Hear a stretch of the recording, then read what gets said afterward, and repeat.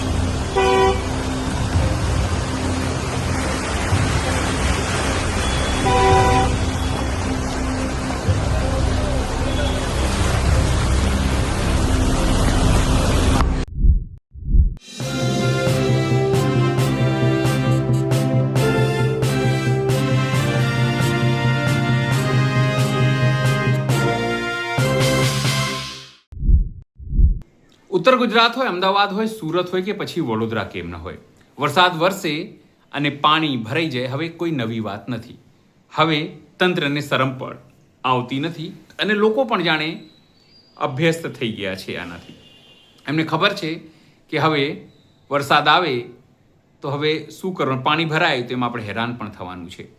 મંત્રીઓ માટે આ પિકનિક છે અને એક એક્સરસાઇઝ છે કે વરસાદ આવે ત્યારે તમામ વસ્તુઓ કરવાની. ત્યારે એવામાં જીતુ વાઘાણીએ સમગ્ર માહિતી આપી તો સમગ્ર તંત્રને શક્તિસિંહ ગોહિલે ચેલેન્જ પણ ફેંકી છે કે કોઈ પણ બાંધકામની વ્યવસ્થા હોય, કોઈ પણ આયોજનની વ્યવસ્થા હોય એ કરવામાં 30-32 વર્ષથી ભલે ભાજપની સરકાર હોય, શહેરોમાં હોય, નગરપાલિકામાં હોય, ગ્રામ્ય વિસ્તારોમાં હોય, એ તંત્ર ફેલ થયું છે. પણ આ નકટી સરકાર, આ નકટા નેતાઓ, એમણે કોણ પૂછે કે લોકોની હાલાકી શું છે. નમસ્કાર, હું છું ચિંતામણી પુતણી પટેલ. સ્વાગત છે આપનો અમારા કાર્યક્રમમાં. આવો સાંભળીએ સૌથી પહેલા શક્તિસિંહ ગોહિલ શું ચેલેન્જ આપી રહ્યા છે ને જીતુ વાઘાણી શું માહિતી આપી રહ્યા છે. જે રીતે આ બંને નેતાઓ બોલી રહ્યા છે તેને આપ શું વિચારો છો, અને ખાસ કરીને જે લોકો શહેરોમાં હેરાન થઈ રહ્યા છે, ગામડાઓમાં હેરાન થઈ રહ્યા છે, તેને લઈને આપ શું વિચારો છો, જરૂરથી અમારા કોમેન્ટ બોક્સમાં કોમેન્ટ કરજો. એ સિવાય અમારી યુટ્યુબ ચેનલ લાઈક કરો, સબસ્ક્રાઈબ કરો, બેલ આઇકન દબાવો. સાથે અમારા નવા ઇન્સ્ટા પેજ અને ફેસબુક પેજને પણ તમે લાઈક કરો, શેર કરો અને ફોલો કરો. અત્યાર માટે બસ આટલું જ. નમસ્કાર.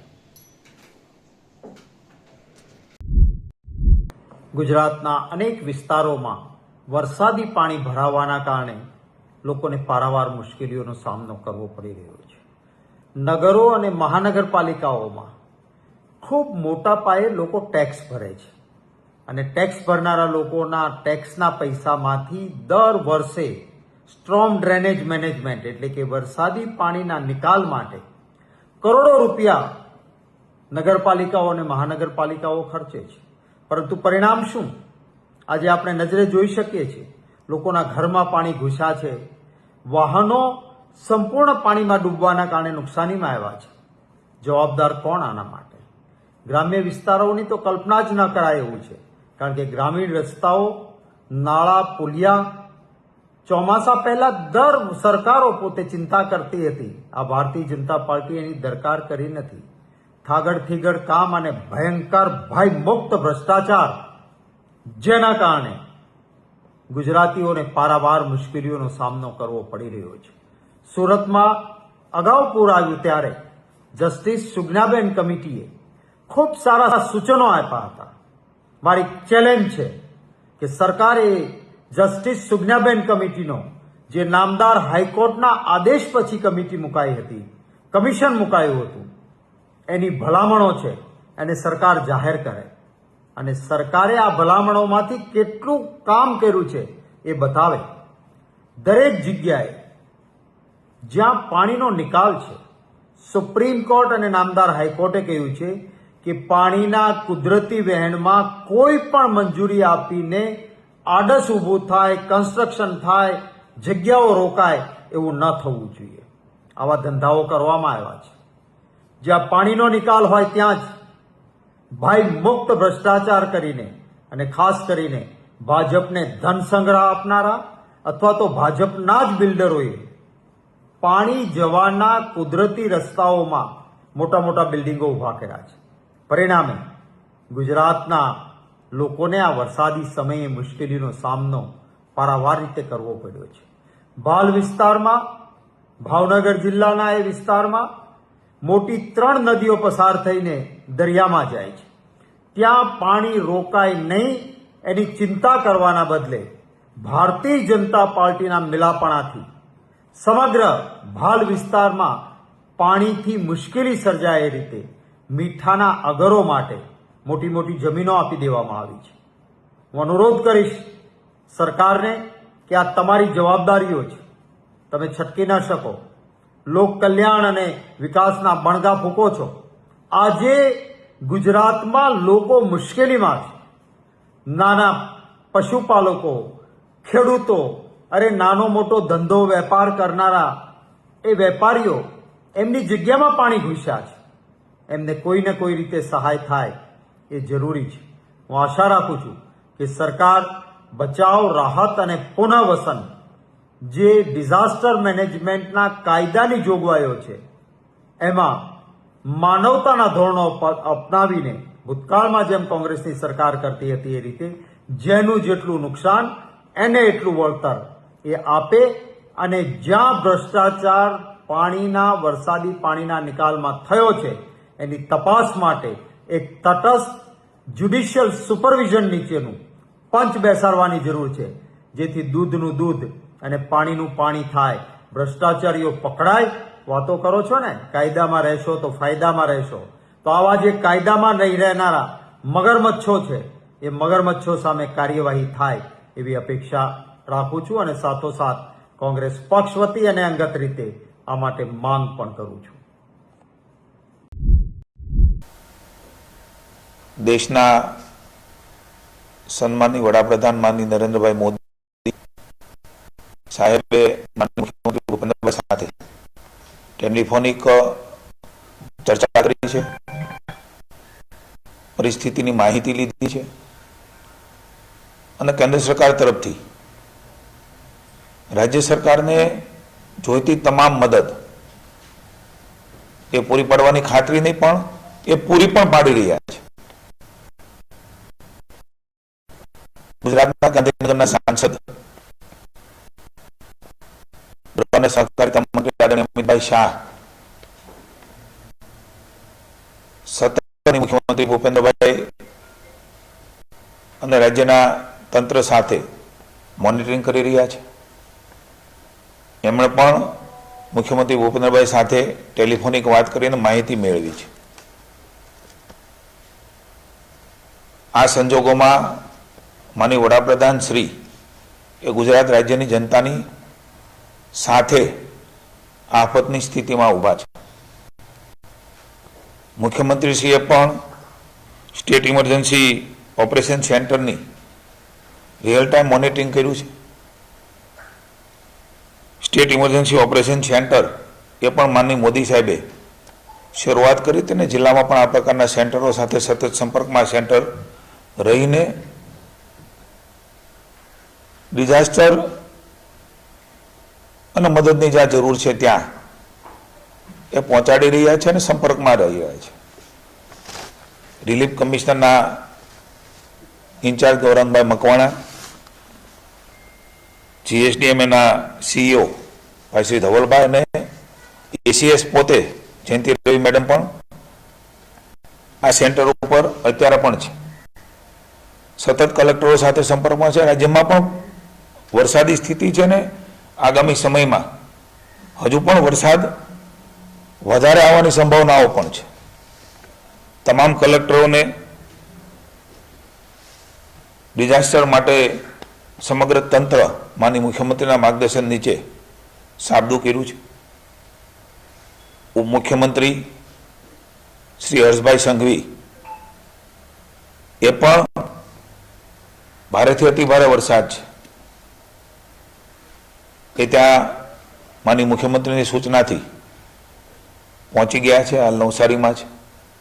સ્થાનિક મંત્રી નરેશભાઈ, વલસાડના સ્થાનિક મંત્રી અને નાણામંત્રી કનુભાઈ, ધારાસભ્ય, સંસદ સભ્યશ્રીઓ, ભારતીય જનતા પાર્ટીના સૌ કાર્યકર્તાઓ, NGO, તમામ લોકો સંવેદનાથી લોકોની મદદમાં જોડાણા છે. ખાસ કરીને આ સ્થિતિની અંદર અત્યારે તાત્કાલિક જે જરૂરિયાત છે એ બચાવના રાહતની છે. રેસ્ક્યુની કામગીરીમાં મદદરૂપ થવા માટે 3 NDRFની ટીમ તથા 5 SDRFની ટીમ એ કાર્યરત છે. લગભગ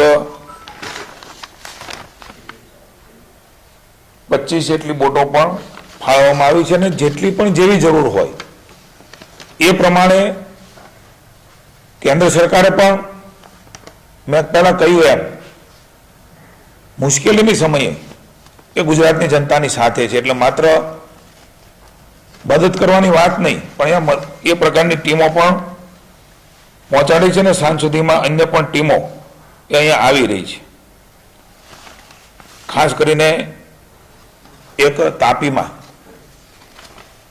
તણાઈ જવાથી માનવ મૃત્યુ થયું છે. રાજ્યની સરકાર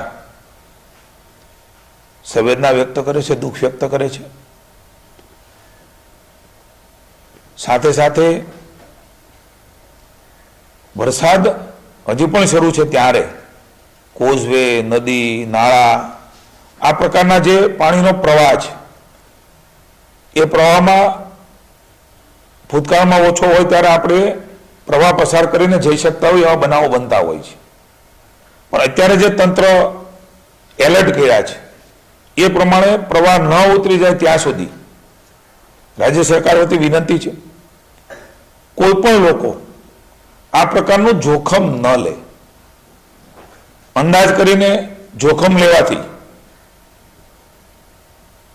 જાનહાનિને સર્જાવાની ને મુશ્કેલી થવાની સંભાવનાઓ રહેલી છે. આપના માધ્યમથી સમગ્ર રાજ્યની જનતાને માનનીય મુખ્યમંત્રી ભૂપેન્દ્રભાઈ વતી વિનંતીને અપીલ કરું છું. તંત્રની સમયે સમયની સૂચનાઓ ગૌરાંગભાઈમાં આપણી વચ્ચે વાત કરવાના છે. એના નંબરો પણ આપ્યા છે, નંબરો પણ કાર્યરત છે. તંત્રથી જ્યાં જેટલું શક્ય છે એ પહોંચવાનો પ્રયાસો કર્યા છે. આ વાતાવરણમાં હેલિકોપ્ટર સંભવ નથી તો બોટો દ્વારા લોકો સુધી પહોંચવાનો સંભવતઃ પ્રયાસ કર્યો છે અને એમાં સફળતા પણ મળી છે. હું જે વિસ્તારમાં અતિભારે વરસાદ થયો છે એ જનતાનો પણ આભાર માનું છું કે એને પણ ખૂબ કોઓપરેટિવ અને સહાય કરી છે. એ પણ તંત્રને મદદ કર્યા છે. સાથે મળીને મુશ્કેલીમાંથી બહાર નીકળવાની ગુજરાતની જનતાની જે તાસીર છે એ તાસીરને આપણે વધારવી પડે, અભિનંદન આપવી પડે. આ સંજોગોમાં આપણે ઝડપથી બહાર નીકળીને કોઈને મુશ્કેલી ન થાય એ પ્રકારની કાર્યવાહી એ તંત્ર કરી રહ્યું છે. ત્યારે હું રાજ્યની જનતાને માનનીય મુખ્યમંત્રીશ્રી સતત ચિંતિત છે, સતત મોનિટરિંગ કરી રહ્યા છે, સંપર્કમાં છે વહીવટીતંત્ર સાથે, જિલ્લાના વહીવટીતંત્ર સાથે પણ સંપર્કમાં છે.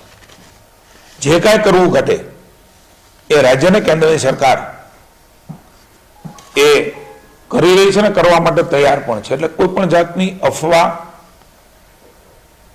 અપ્રચાર એમાં લોકોને નહીં આવવા વિનંતી છે. ત્યાંનું તંત્ર, ત્યાંના તંત્રના નંબરો, સ્થાનિક પ્રતિનિધિઓ, સામાન્ય જનતા, સામાજિક સંસ્થાઓ, આ બધા જ લોકોએ, મુશ્કેલીમાં જે લોકો છે એમના માટે તમામ પ્રકારની મદદ માટે એ ખુલ્લા મને આગળ આવ્યા છે, એને પણ હું સરાહના કરું છું. અને પુનઃ એકવાર હજુ પણ વરસાદ આવવાની સંભાવનાઓ રહેલી છે, ત્યારે આપણે જ્યાં જેવી રીતે તંત્રની સૂચના હોય એ સૂચના પ્રમાણે આપણા પરિવારને, આપણી જાતને ત્યાં રોકીને ક્યાંય પણ મદદની જરૂર હોય તો તંત્રને જાણ કરીને ચોક્કસ એ મદદ પણ માગીએ અને જે સૂચનાઓ મળતી રહે એ સૂચના પ્રમાણે આપણે સૌ એની અમલવારી પણ કરીએ અને એ પ્રકારે કામ પણ કરીએ અને આપણી જાતને પણ બચાવીએ એવી હું સૌને વિનંતી કરું છું. ગૌરાંગભાઈને હું વિનંતી કરું, આપનો કોઈ પ્રશ્ન હોય તો.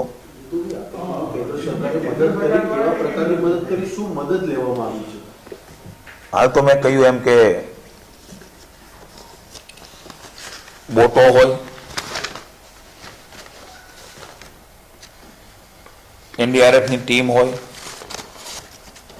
મિલિટરીની જરૂર પડે તો એની પણ કેન્દ્ર દ્વારા મોકલવાની તૈયારી છે, એ કદાચ પહોંચશે પણ ખરી. જેવી સ્થિતિ છે અત્યારે તો હાલ બચાવ અને રાહતનું કામ એ પ્રાયોરિટીમાં છે. આપ પણ જાણો છો, આપનો પણ અમે સહકાર માગીએ છીએ. જે પ્રકારની સ્થિતિ છે એ સ્થિતિમાં લોકોના જાનને જોખમ ન થાય એની પ્રાયોરિટી રાજ્ય સરકારની છે. અને એવા વખતે જ્યાંથી જે સંભવતઃ એ કેન્દ્ર સરકાર પાસે જે ટીમો છે પણ પહોંચી છે, સાંજ સુધીમાં નવી પણ ડિપ્લોય થવાની છે, અહીંથી પણ ટીમો પહોંચી છે, બોટો પણ આવી રહી છે, સ્થાનિક કક્ષાએ પણ લોકો પોતપોતાની રીતે, ગૌરવભાઈ માહિતી આપે, સ્થળાંતર પણ કર્યું છે. હાલમાં રાજ્ય સરકારની પ્રાયોરિટી એ રાહત અને બચાવની પ્રાયોરિટી છે. અને એમાં મેં કહ્યું એમ આ પ્રકારની મદદ એ તાત્કાલિક જે જરૂરિયાત છે એ જરૂરિયાતો રાજ્ય સરકાર ને કેન્દ્ર સરકાર આ સ્વરૂપે કરી રહી છે.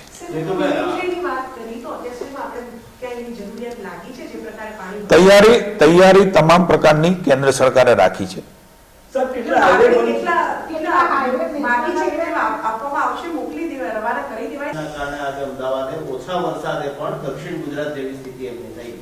મને એવું લાગે છે કે કુદરતી આફતોમાં પણ રાજનીતિની વાત કરવી, હું ઘણું બધું કહી શકું પણ હું વિપક્ષને એ બારામાં પણ નથી કહેતો. આવા વખતે લોકોની માનસિકતા એ સારી રહે અને એમાંથી બહાર નીકળે. પ્રાયોરિટી રાજ્ય સરકારની છે અને અમારી જવાબદારી પણ છે. અમારા કાર્યકર્તાઓ કામમાં પણ છે.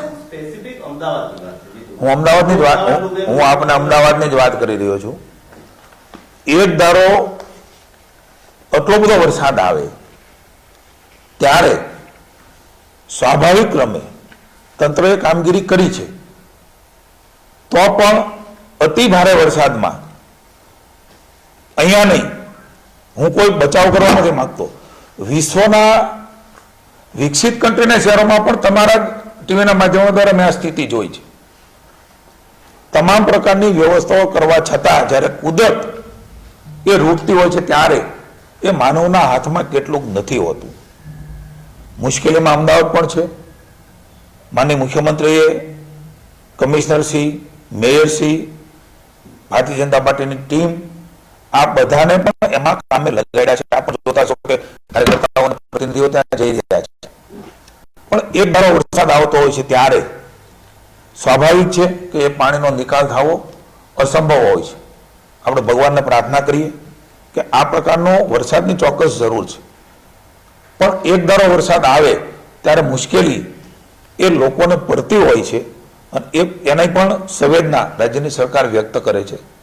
ભવિષ્યની અંદર ક્યાં એવું દેખાતું હશે કે આ વરસાદમાં ન થવું જોઈએ, આપના માધ્યમથી પણ જણાવજો, તંત્ર પણ ફિલ્ડમાં છે ત્યારે ધ્યાનમાં આવશે કે આ પ્રકારે આટલા વરસાદમાં ન થાય એની ત્રુટિ પણ સંભવતઃ પૂરી કરવા માટે રાજ્ય સરકાર હંમેશા તત્પર હોય છે. ગૌરાંગભાઈને વિનંતી કરું પૂરી માહિતી કે આપને રાજ્યવ્યાપી